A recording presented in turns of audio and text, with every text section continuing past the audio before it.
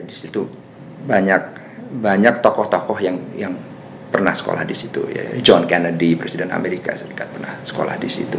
Jadi saya tidak pernah membayangkan bisa diterima di situ. Ya.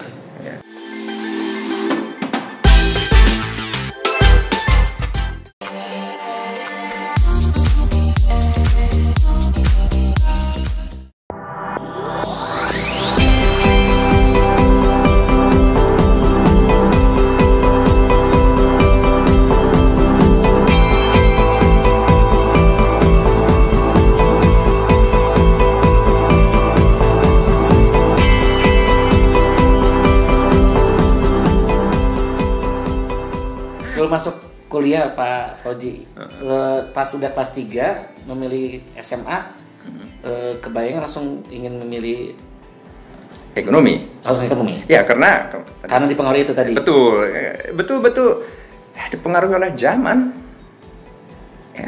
Kalau misalnya pada saat itu yang lebih kental adalah perkembangan politik, mungkin saya akan belajar politik. Tapi kebetulan pada saat itu yang kental itu adalah perkembangan restrukturisasi ekonomi di Inggris, di Eropa, ya, dengan runtuhnya Uni Soviet, dengan bergabungnya Jerman Timur, Jerman Barat, ya, implikasi ekonomi itu besar. SMA-nya jadi namanya apa? Kent College Canterbury. Ya. Kalau di sana gimana? Kalau di sini kan kalau SMA tuh dulu ada biologi, ada fisika gitu. Kalau di sana memilih ada juga, cuman di kelas 1 langsung di jadi di 2 tahun terakhir saya SMA, saya spesialisasinya ekonomi, ekonomi dan politik dan sejarah. Karena saya mendengar Pak Fauzi itu masih senang menggambar, melukis. Oh iya. Jadi saya sempat di Kent College sempat sering melukis, menggambar, ya. Sampai akhirnya saya jadi pemegang saham.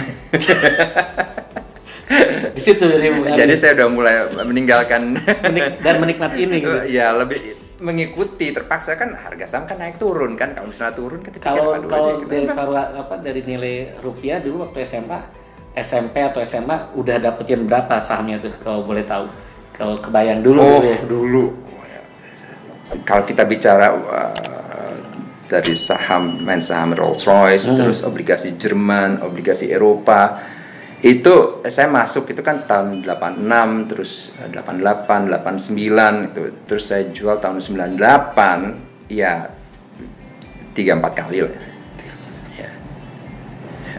Berarti 10 tahunan ya berarti ya, 10 tahunan. Oke, balik lagi di SMA akhirnya udah kuat ya memutuskan masuk dunia ekonomi ini gitu ya. Jadi dan saya tidak pernah berpikir atau ekspektasi bahwa bisa masuk ke London School of Economics ya. Karena pada saat itu kan LSE ya, itu kan yang guru pemegang hadiah Nobel aja ada 4. Okay. Ya, sekarang ada 18 ya. Yang staf pengajar, yang mengajar masih aktif gitu ya. Ya, sekarang 18 ya.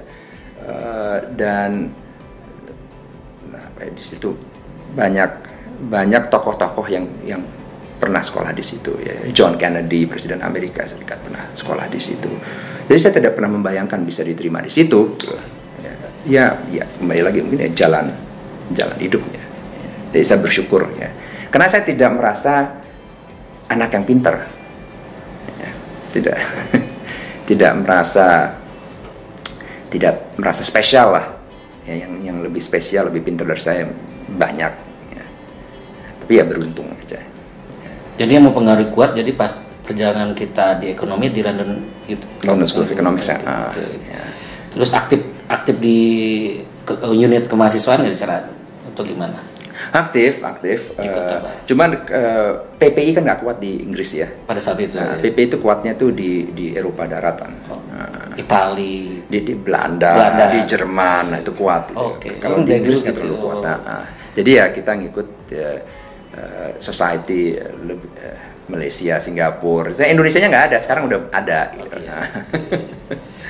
Kalau flashback sebelum kita masuk udah kuliah, berarti kekuatan yang membangun karakter kebiasaan waktu kecil itu kakek nenek ya berarti. Kakek nenek dan juga waktu di asrama ya. Karena kalau kita melihat ya, saya melihat kembali kehidupan saya di Kent College, di asrama, itu mungkin lebih banyak dukanya daripada sukanya. Okay. Ya kan kita jauh dari keluarga, ya.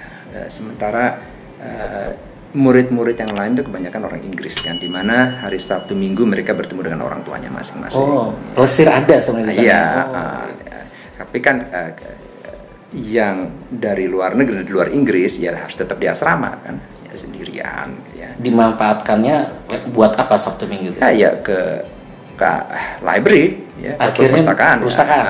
Baca mengenai Indonesia, karena buku-buku mengenai Indonesia itu banyak. Lebih lengkap. Saya belajar sejarah mengenai PRRI, Permesta itu di Inggris, yang dulu nggak ada di sini. Iya, foto-fotonya lengkap. Ya. Menarik, sangat menarik. Ya. Belajar mengenai Kutai di Inggris. Okay. Ya. Sebelum berangkat itu ada pesan dari kakek nenek sama bapak ibu. Apa pesannya sebelum berangkat? Begini, pesannya sebenarnya simple ya. Kita ini beruntung. Karena kita beruntung, kita harus selalu mencoba untuk membagi keberuntungan kita ke orang yang kurang beruntung. Ya. Karena ada alasan kenapa kita diberi keberuntungan oleh Allah. Ya, supaya kita bisa membagi keberuntungan kita ke orang lain. Jadi spiritualnya kuat dan nilai spiritualnya tuh. Ya, kakek nenek tuh. Ya, nilai spiritual atau nilai budaya ya kuat banget. Ya namanya juga orang zaman dulu ya. Kirain karena dia udah jadi pejabat, terus punya background pernah kuliah di luar, jadi mindset ke barat-baratannya kuat. Enggak, justru pejabat tahun 50-an 60-an itu kan beda dengan pejabat sekarang kan. Kembali lagi misalnya yang gampang aja. Ini cerita yang bagi saya ini akan selalu saya ingat sampai saya meninggal. Ya. Kakek saya tahun 45 diminta untuk jadi wali kota Semarang. Ya. Sewaktu dia masuk ke kantor wali kota, tidak ada dana, nggak ada uang. Ya. Dulu gitu ya. Gitu, dan ini yang minta kan adalah Presiden Soekarno. Ya. Akhirnya dia menggunakan uang pribadinya sendiri. Dan nenek saya menjual perhiasan-perhiasannya untuk menjalankan sebisa mungkin pemerintah Semarang. Zaman sekarang mungkin susah untuk dibayangkan ya. Di mana ada APBN, ada APBD, tapi pada saat itu gitulah. Lalu ikut program land reform. Ya. Susah membayangkan tanah estate yang dimiliki oleh keluarga selama ratusan tahun diberikan ke petani-petani kena ikut program land reformnya Bung Karno. Tapi itu yang terjadi. Land reform itu apa ya? Buat nasionalisasi gitu ya? Atau ya jadi tuan tanah itu memberikan tanahnya ke petani-petani. Oke. Hibah ya. Tapi itulah kualitas banyak pejabat zaman dulu. Dan bukan sesuatu yang aneh pada saat itu ya.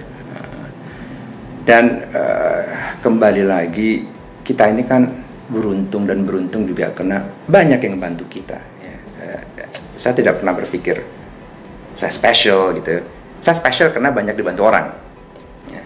Karena saya banyak dibantu orang, karena banyak yang dalam hidup saya berkorban untuk saya, ya sewajarnya saya membantu orang lain. Siklusnya begitu. Berarti itu yang membuat akhirnya Pak Fauji itu balik ke sini, padahal bisa kerja di sana gitu. Oh ya.